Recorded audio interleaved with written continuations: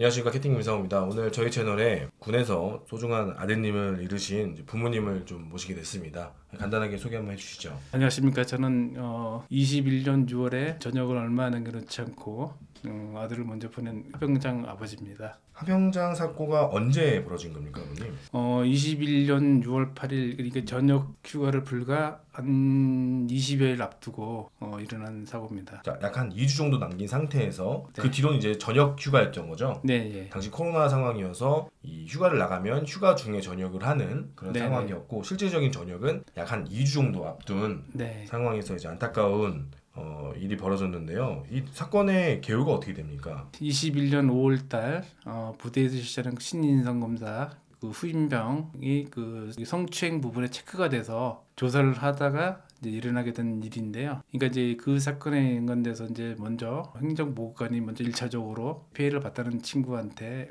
진술서를 먼저 받았는데, 그 진술서에는 지금은 저희 아들하고 잘 지내고 있고 그런 일이 없기 때문에 처벌을 원하지도 않고 분리 조치도 원하지 않는다고 분명히 진술서를 작성을 했습니다. 그리고 그 부분을 행정보호관은 그 다음날 6월 2일 날 포대장에게 보고를 했고, 포대장이 역시 그 친구를 다시 불러서 다시 진술서를 쓰게 하였습니다. 그 진술서에도 똑같이 지금은 어머니가 잘 지내고 있어서 처벌을 원하지 않고 분리 조치도 원하지 않습니다라고 분명히 얘기를 하였습니다. 그럼에도 불구하고 포대장은 그 피해자라는 친구한테 자, 너희끼리 이 문제가 해결이 됐다 그래서 해결된 게 아니고 군사경찰에서 이 사실을 알았을 때 우리 포대는 쑥대밭이 될 것이며 풍지박산이 날 것이라고 얘기를 하면서 너 또한 그 처벌을 면치 못할 것이다. 그런 식으로 해외와 강요와 압박으로 진술을 바꾸게 했습니다. 그 친구는 정신 먹고 나서 다시 포대장을 찾아가 진술을 다시 작성하게 되었습니다. 처벌해 주시고 분리조치를 해 주십시오라고 그렇게 했다고 들었습니다. 지금 이 사건에서 좀 주요 사항이 아드님이 신병에 대해서 성추행이 의심되는 행동을 했다라는 게 첫 번째 발단이잖아요. 네네. 근데 이 친구가 왜 그럼 신병과 그런 시간을 갖춘 건가요? 저희 아들은 이제 일병 뿌리 상담할 때부터 모든 전우들, 그 동료들과 함께 친하게 지내면서 같이 PX 다니고 친근감 표시로 그렇게 그동안 쭉 해왔던 걸로 알고 있습니다. 그리고 그 어느 누구한테 간부님을 포함해서 그 장난도 같이 치면서 살갑게 지냈던 나이로 알고 있습니다. 성추행으로 이제 분리 조치가 됐는데 실질적으로 성추행에 대한 처벌이나 성추행에 대한 조사나 그런 처분 결과가 있었나요? 전혀 그런 건 없었고요. 단지 이제 그 체크된 부분에 대해서 이제 진술서를 받는 과정에서 분리 조치가 된 거고, 군사경찰 조사 자체도 아직 안 돼 있고 어떠한 뭐 혐의점도 있었던 건 아닙니다. 단지 그 체크된 부분하고 진술서 하나로 분리 조치를 시작했고, 그러면서 이제 이게 문제의 발단이 된 겁니다. 수사 결과에 따르면 네. 수사 결과 팩트에서 말씀드리는 겁니다. 신병이 신인성 검사를 했는데 그 네. 부분에서 신체적 터치나 그런 부분이 있었느냐라고 얘기를 했을 때 네. 거기 부분에서 체크가 되어 있던 거고요. 네. 그리고 이제 부대에서 왜 체크가 됐지 하고 조사를 해보니 신병과 우리 하병장이 같이 이제 어깨 동무하는 과정에서 하병장이 신병을 데리고 PX를 가는 과정에서 하병장이 등치가 크고 키가 크다고 들었습니다. 네. 근데 이제 신병을 어깨 동무하는 과정에서 이 어깨 동무한 손이 가슴에 닿았고 네. 이 뭐 표현에는 젖꼭지를 터치했다. 네. 라는 식의 이제 진술이 있었습니다. 결국은 이거를 부대에서 조사를 했을 때 신병이 아니다. 그때는 있길래 체크한 거고 지금은 친하게 잘 지내고 있다. 네. 그리고 그런 게 전혀 없다라고 얘기했는데 네. 부대에서는 혹시나 나중에 또 다시 문제가 될까봐 너무 과도한 조치를 그렇죠. 어떠한 조사나 그런 것도 하지도 않고 그렇게 해서 이제 분리 조치가 되는 과정인 거죠. 네네. 자, 분리 조치 얘기하기 전에 아드님이 또래 상담병이었습니까? 네네. 그리고 또 어떤 직책을 맡고 있었죠? 이제 일병 때부터 분대장 바로 직전까지 또래 상담병을 했었고요. 바로 이제 분대장으로서 임무 수행을 하고 있었습니다. 또래 상담병이자 이제 분대장이었다는 거죠.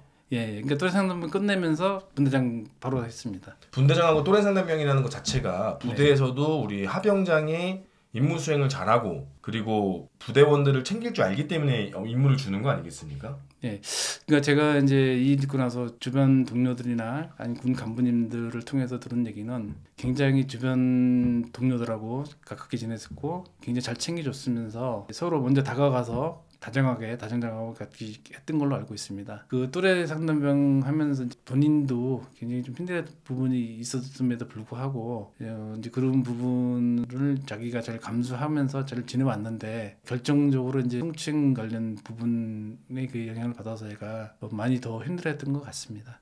이제 또래당 담당병을 하면서 이제 그 주변 동료들한테 아이스크림 내지는 과자, PX 다니면서 같이 개인적인 시간까지 활용하면서 했다고 수사 기록이 분명히 되어 있고요.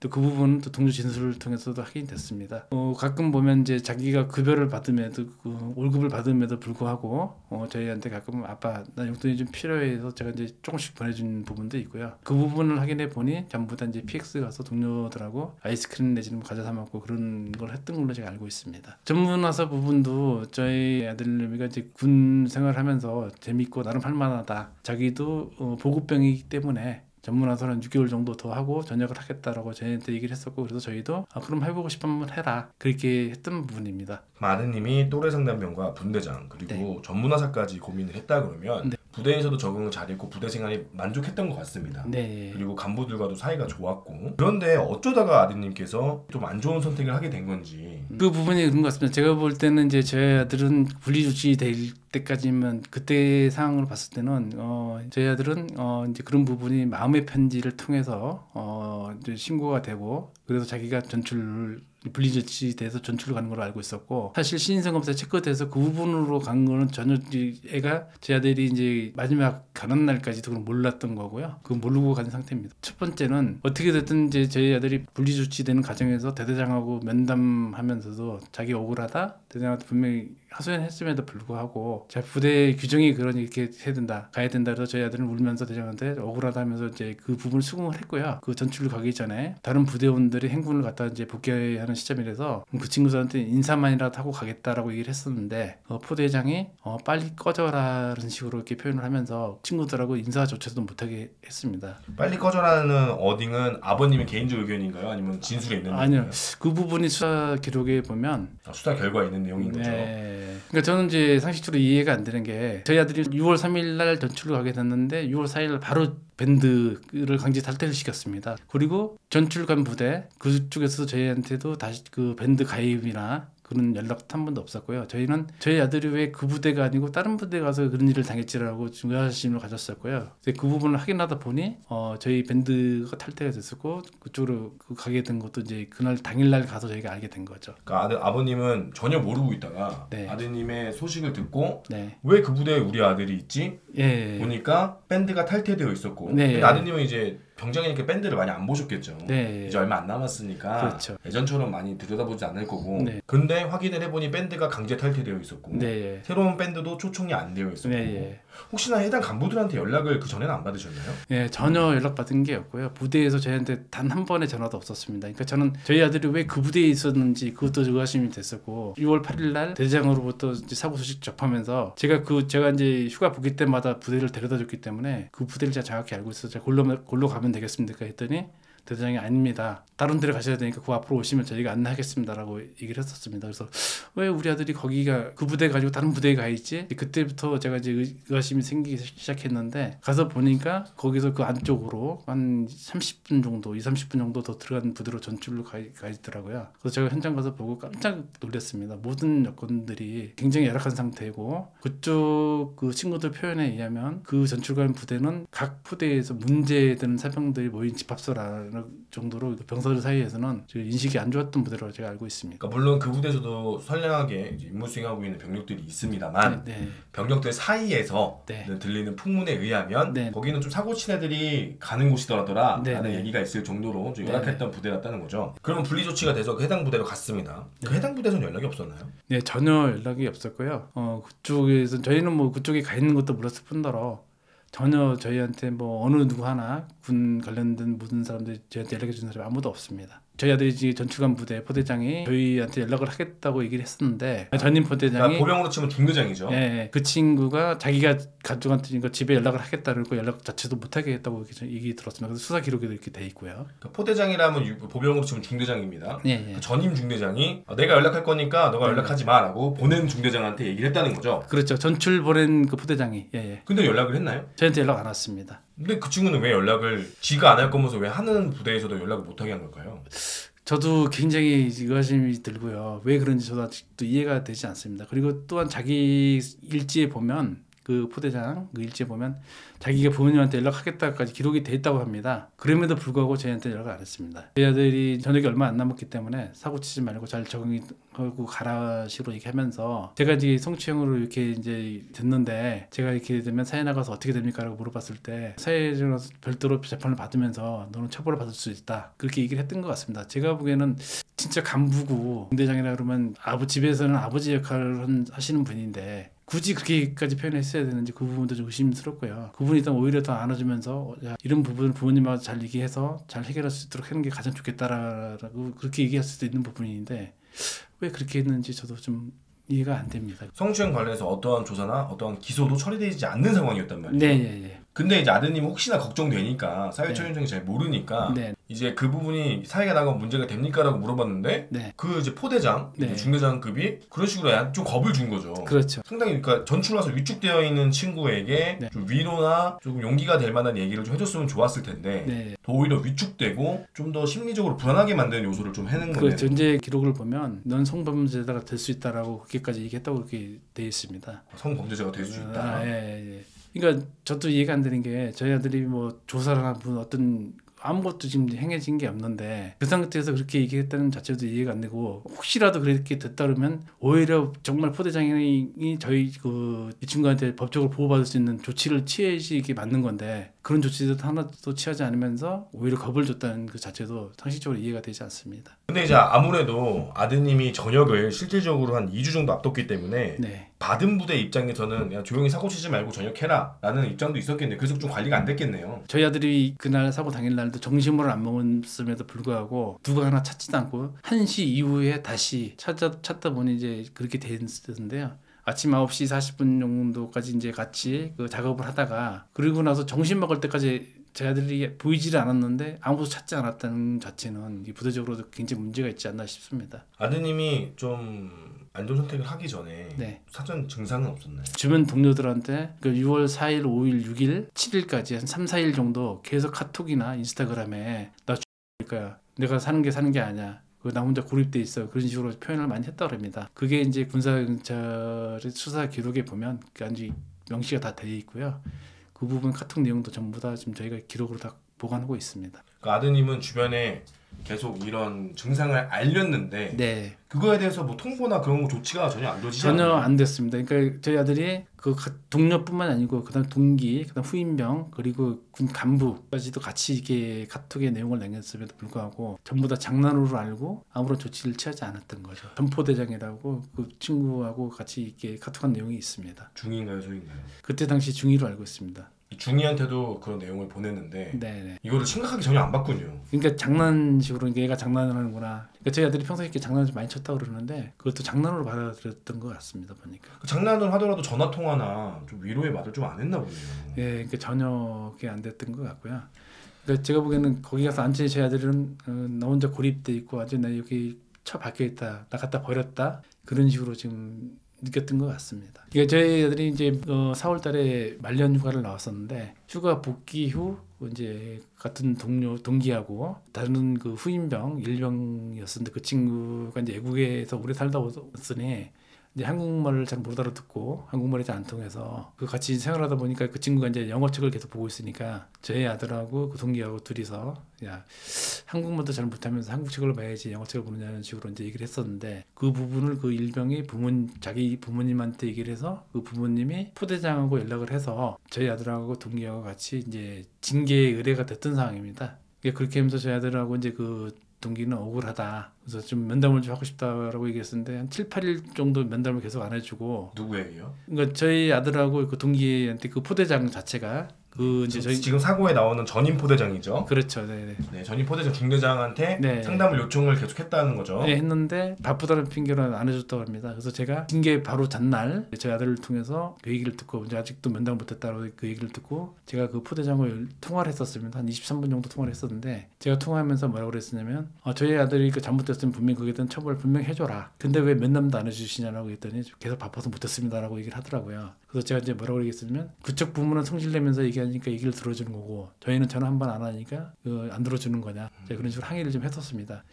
그래서 이제 그 부분에서 좀 우아스러운 게 그때 제가 통화했던 게 제가 실수를 했나 할 정도로 좀 많이 후회스럽고 한데 그 부분이 약간 감정으로 좀 남아있지 않나 저는 그런 판단이 듭니다. 아버님이 왜 그렇게 우리 아들한테 모질게 대했나 네. 고민하시다가 나온 게 과거에 네. 그 사건이 있던 거죠. 근데 아버님 입장에서도 상대방 부모는 전화해서 따지니까 들어주고 네. 나는 가만히 있으니까 안 들어주니까 네, 충분히 이해가 되죠. 예, 제가 그렇게 항의를 했었습니다. 네. 근데 왜 그 포대장은 왜 그 면담을 안 해줬을까요? 그러니까 이제 이유를 물어볼 때 계속 똑같은 얘기입니다. 너무 바빴다. 면담할 시간이 없었다. 이게 같은 행정반이 있으면서 저 상식적으로 이해가 되지 않습니다. 얘도 행정병이고 같은 보급병인데. 아드님이 중대 개원이었죠. 예, 보급병이었습니다. 그럼 다시 또 아드님께서 또래 상담병의 분대장의 네. 중대 행정 개원이고요. 네. 자, 이게 그리고 전문화사까지 지원을 고민했고요. 네. 이거는 군 생활을 잘하기 때문에 네. 행정기원을 시키는 거고 또래 상담병을 시키는 거고 분대장을 시키는 거거든요. 네. 결국은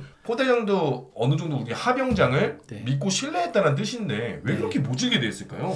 저도 도저히 이해가 안 되는데 포대장 같은 경우는 진급에 좀 많이 신경을 썼었다라고 얘기를 제가 들었었습니다. 그런 부분이 좀 작용하지 않았나? 저는 좀 어떤 내용인지는 정확히는 모르겠지만 동료 병사들이 하는 얘기는 진급 자체에 엄청 신경을 쓰고 있어서 그렇게 하지 않았을까라는 그런 얘기를 했었습니다. 또래 상담병을 하면서 아드님께서 혹시 고통을 호소하지는 않았나요? 그리고 그 또래 상담병 일지에 보면 본인 자신이 스스로 그 일지에다가 나도 같이 이제 공황 장애가 오는 것 같고 우울증이 오는 것 같다라고 상담 일지에 이렇게 기록이 되어 있습니다. 근데 그 부분도 제가 알기로는 그 부대 간부님들이 체크가 됐던 부분을 알고 있는데 거기에 대해서도 아무런 조치도 취하지 않았고, 그러니까 그렇게 힘들어함에도 불구하고 부대에서 체크했음에도 불구하고 이제 그 전문 상담관이나 그런 사람들을 전혀 상담도 없었고 그냥 방치된 상태로 그 내비둔 것 같습니다. 상담이라는 것이 정말 우리 군에서 참 잘못 알고 있는 게 단순하게 대화하고 얘기하고 되게 단순 업무로 생각을 하는데 네. 상대방의 감정을 내 감정을 소모하면서 상대방이 힘든 이야기를 들어주고 또 그 힘든 이야기에 공감해주면서 내 감정도 같이 에너지가 소모된단 말이죠. 네네. 그래서 상담하는 사람들도 실제로 전문 상담하시는 분들도 주기적으로 정신과 치료를 받으시는 분들이 계십니다. 네. 그 정도로 상담이라는 업무가 내 감정 에너지를 태워서 누군가의 감정을 공감해주고 위로해준다는 거거든요. 네. 상담병인 친구들도 주기적으로 상담을 받거나 혹은 이런 좀 다시 힐링, 회복할 수 있는 그런 어떠한 제도가 마련되어 있어야 되는데 네. 그것이 아니라 주먹구구식으로 또래 상담병 그래서 그냥 비슷한 계급을 붙여서 상담해주고 그리고 어떠한 케어나 신경도 쓰지 않고 지금 이렇게 방관해 왔다는 것이 저는 또 안타깝게 생각을 합니다. 그러니까 이제 제가 들은 얘기는 제 이제 또래 상담방 하면서 정말 4명의 친구가 정말 힘들었다고 표현을 했었습니다. 이제 그 중에서 3명이 힐링 캠프로 가서 전역 처리가 됐고, 네, 현무심이 됐고요. 네, 한 친구는 이제 다른 부대로 전출을 갔다고 얘기를 들었습니다. 근데 그 과정에서 한 친구가 그 굉장히 힘들었던 친구 하나가 어떤 친구였냐면 한 겨울에 이렇게 추운데 또 불구하고 밤 1시, 2시에 창문을 활짝 열어 제끼고 고참들한테도 소리 지르면서 이제 그렇게 했던 친구를 알고 있습니다. 그래서 저희 아들님이 그 친구 케어하면서 굉장히 힘들었다. 그 아드님이 중대에 그 문제가 좀 있는 친구들을 1대1로 케어하면서 그런 역할도 또 했나요? 1대1인 것까지는 제가 정확히 모르겠는데 하여튼 그 친구들마저도 전부 다 케어를 했던 걸로 알고 있습니다. 아, 조사 결과도 있고요. 네. 그 부대에서 그만큼 우리 아드님을 믿고 네. 맡기고 또래 상담병 분대장 개원 거다가 문제 있는 친구도 분대를 보내서 네. 또 현무심하는 친구들이 다 아드님을 거쳐서 네. 현무심 되고 네. 현무심 있는 친구가 또 아드님이 케어해주면서 거의 간부와 마찬가지로 이렇게 임무 수행을 한 친구인데 네. 아니 어떻게 이렇게 해. 그러니까 저도 정말 그런 게 왜 그렇게까지 했는지, 그다음에 왜 부모한테 전혀 가족들한테 연계가 안 됐는지 그런 부분 도저히 용납이 안 돼요. 용납도 안 되고 왜 그랬을까? 아무리 생각을 해봐도 정말 이해가 되지 않습니다. 그 부분은. 생각을 해보니까 네. 만약에 성추행 부분으로 만약에 정말 징계가 됐다라고 네. 하면 부모님들 빨리 알려서 네. 변호사를 선임하던가 그렇죠. 그 친구도 법적으로 보호받을 수 있는 그렇죠. 기회를 줬어야 되는데 네, 그것도 안 된 생각해보니까 거죠. 기회를 안 줬네요. 전혀 없었습니다. 그런 기회가. 그렇잖아요. 네. 얘는 완전 그러니까 완전히 아드님이 억울하고 분했겠네요. 그죠. 그러니까 그 기록에 보면 동료들한테 난 너무 억울하고 너무 화가 난다. 그리고 배신감을 느낀다라고 표현이 되어 있습니다. 자기는 사람들한테 잘해줬는데 나한테 돌아온 건 배신감뿐이다라고 적어놓은 부분도 있고요. 분대장도 힘들고요. 또래 상담병도 힘들고 개원도 힘듭니다. 그러면서 네. 사비 털어가면서 이렇게 주변 동료들한테 잘하고 간부들하고 사이좋게 지내는데 네. 한순간에 나를 범죄자 취급하고 네. 나를 가해자 취급해서 갑자기 생뚱맞게 그날 분리조치 이렇게 해버리니까 네. 아드님 입장에서 상심이 엄청나게 컸겠네요. 그러니까 저희 아들 이제 그 말을 빌면 어떻게 되냐면 아들이 이렇게 표현했답니다. 이제 써먹고 다 써먹고 단물 다 빠지니까 나를 싹 갖다 버렸다. 그렇게 표현했다고 들었습니다. 어디 누구한테? 이게 이제 주변 동료들한테 부대에서 나 써먹고 다 써먹고 단물 쓴물 다 빠지니까 나를 갖다 짐짝치고 갖다 버렸다. 그렇게 표현했다 합니다. 제가 이제 이 일을 겪으면서 제일 아쉬웠던 부분은 이제 아까 얘기했다시피 가족과 연계고, 그다음에 두 번째로 어차피 이제 제가 이런 고통을 당했을 때 군 유가족 지원단이 있는데 이 부분들한테 제가 좀 부탁드리고 싶은 게 있다면 뭐냐면 저희 유가족들은 애들 보는 것도 힘든데 그 위에 정신적으로 더 힘듭니다. 사회의 큰 사건들은 정부나 다른 데서 지원을 해줘서 정부 정신적 치료를 받게 해주는데 군은 저희가 뭐 지원해 간 것도 아니고 의무복무로 간 건데 그 국가의 부름을 받고 갔는데 국가에서는 이런 일이 생겼을 때 저희한테 전혀 그런 부분이 없고 그냥 어디 가까운 어디 거기 가서 뭐 치료를 받으시라 이런 거는 제가 볼 땐 전혀 아니라고 생각합니다. 국가에서 체계적으로 유족지원단에서 와서 장례만 치르는 게 아니고 형식적인 장례만 치르는 게 아니고 정말 유가족들의 정말 좀 안정화가 될 때까지 보살펴 주는 게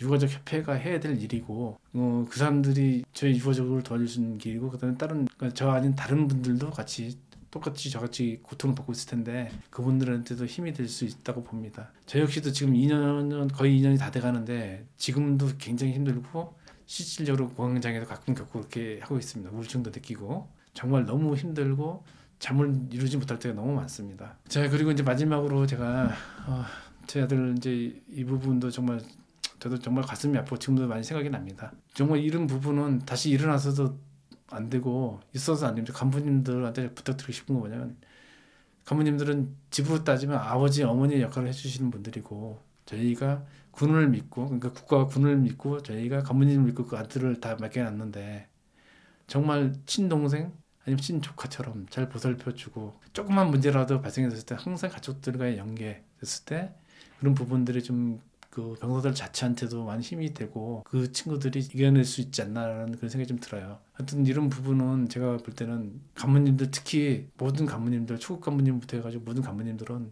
정말 병사들 하나하나 물론 힘드시겠지만 그 친구들이 정말 힘들어하는 게 없는지 하나하나 꼼꼼히 좀 보살펴 주시고 그다음에 그 또래 상담병 그 부분은 제가 볼 때는 병사들이 할 수 있는 그런 역할이 아닌 것 같습니다. 그 부분은 진짜 전문 상담관들이 한 달에 한 번이라도 각 부대에 돌아다니면서 같이 전체적으로 상담할 수 있는 그런 체계가 돼야 되지 않나 싶습니다. 사병들이 할 수 있는 그런 자체는 제가 아니라고 판단이 됐어요. 제 아들님이 보니까 너무 힘들어하고 그러면서 자기도 같이 이렇게 마음의 병이 들었고 그런 부분은 정말 전문 상담관들을 좀 채용을 해서라도 전문적으로 케어해 줬으면 하는 바람입니다.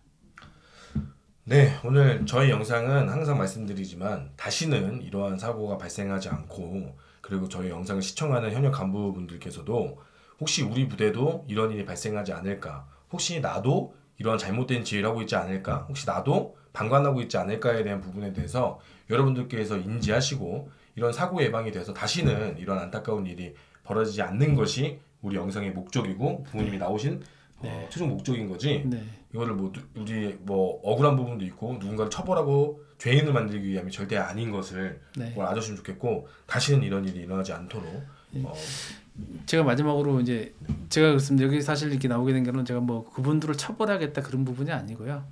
저희 아들 같은 이런 경우가 있으니 이런 경우를 잘 보살펴 달라는 얘기인 거지 제가 누구 처벌을 원하고 이게 억울하다 그런 부분은 아닙니다. 이런 일이 다시는 일어나지 않도록 간부님들이 좀 신경 써달라는 취지에서 말씀드리는 겁니다. 이거는. 그리고 항상 정말 친동생 조카처럼 잘 보살펴 주시고 물론 간부님도 많이 힘드시겠지만 틈틈이 보살펴 주셨으면 그런 바람입니다.